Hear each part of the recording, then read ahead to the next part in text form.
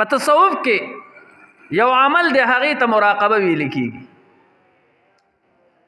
او زه اکثر په مدرسه کې طالبانو ته وایم چې کومنګه د تصوف په دې یو عمل باندې او په دې یو رکن باندې پوره عمل وکړو بس زمونږ به دنیا او آخرت صحیح شي.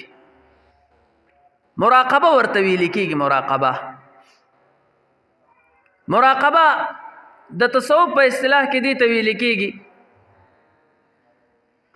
چې سالک او مرید دې به راولګي او تصور به دا شروع کی که ځان باندې صادر اچي او کونه دغه د توجه پوره کولو دپاره دا صادر دا صوفیه کرام په ځان باندې واچي. علی کل حال بیا دې به تصور شروع کی. هغه تصور به داسې کوي چې زه مړ شوم او زما لاش په تخته باندې پروت دی او زمان جامې لرې کړې شوې او غاسلین غسل ورکوونکي لګیا دي ماله غسل راکوي. بیا د هغې نه بعد ما ته کفن واچولی شو او زما کفن وشو او زما جنازه اوچته کړې شوه او زه یوړلی شوم مقبرې ته یوړلی شوم. په مقبره کې را باندې بیا جنازه وشوه او د جنازې نه بعد زه قبر ته ورښکته کړی شوم. په قبر کې کېښودلی شو.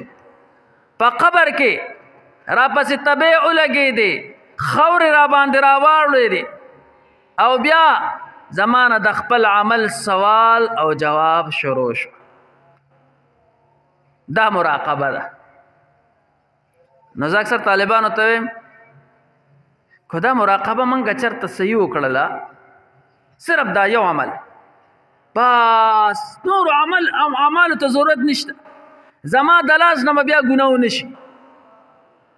زما د لاس نه به بیا چاته شر ونه رسیږي. خو کو په صحیح طریقه باندې دا وشو.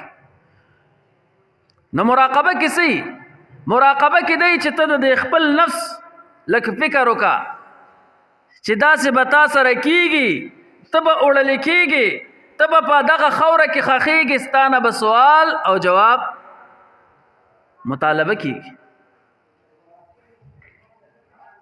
دغه مراقبه ده.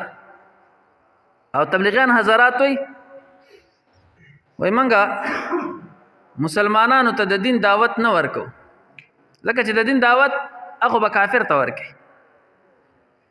نو وایي منګه مذاکره کو او طالبان پې پوهېږي دا مذاکره مفاعله ده او باب مفاعله کې اشتراک من الجانبین وي یعنی دواړه پکې متکلم او مخاطب دواړه په دغه فعل کې شریک وي.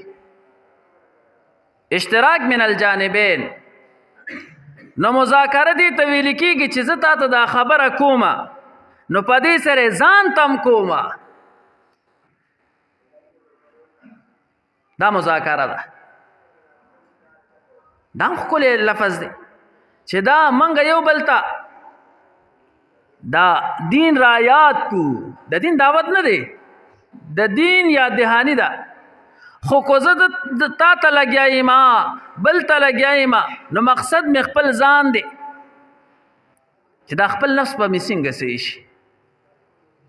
نو که په دغه مراقبه په تصوف کې منګه پوره عمل وکړو یا په مذاکره کم چې د دعوت تبلیغ والا لفظ دی په دې باندې منګه صحیح عمل وکړو بیا به معامله صحیح وي.